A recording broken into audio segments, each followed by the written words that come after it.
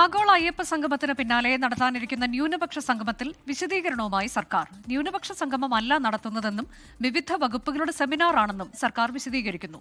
ഇതിനിടെ ശബരിമല ആഗോള അയ്യപ്പ സംഗമത്തിന് ബദലായി ഈ മാസം 22-ന് സംഘപരിവാർ സംഘടനകൾ പ്രഖ്യാപിച്ച വിശ്വാസ സംഗമത്തിന് രൂപരേഖയായി.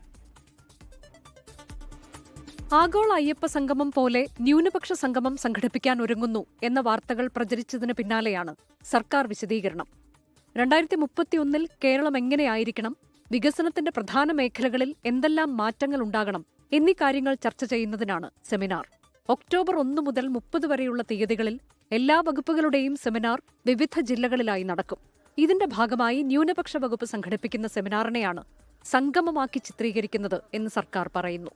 സർക്കാരിനെ പരിഹസിച്ച് പ്രതിപക്ഷം രംഗത്തെത്തി. 9 കൊല്ലം ആലോചിക്കാത്ത കാര്യങ്ങൾ 10ാമത്തെ കൊല്ലം തെരഞ്ഞെടുപ്പ് പ്രഖ്യാപിച്ചപ്പോൾ അയ്യപ്പനോടുള്ള ഭക്തി അപ്പം നോക്കിയപ്പോൾ വിചാരിച്ചു അത് വേറെ തരത്തിൽ ചിത്രീകരിക്കപ്പെടും. എന്നാൽ ന്യൂനപക്ഷങ്ങളെ അവർക്ക് വേണ്ടിയിട്ട് വേറെ സംഗമം.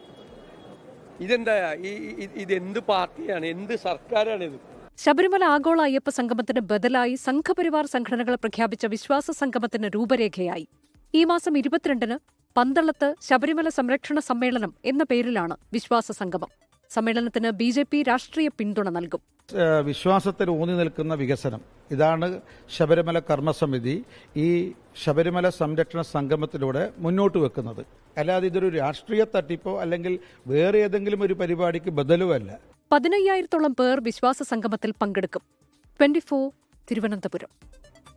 ലോകത്തെവിടെയായാലും ഏത് സമയത്തും 24 വാർത്തകളും ഓഗ്മെന്റഡ് റിയാലിറ്റി പാക്കേജുകളും എക്സ്പ്ലെയിനറുകളും വിശദമായി കാണാൻ ഞങ്ങളുടെ യൂട്യൂബ് ചാനൽ നിങ്ങൾക്ക് സബ്സ്ക്രൈബ് ചെയ്യാം.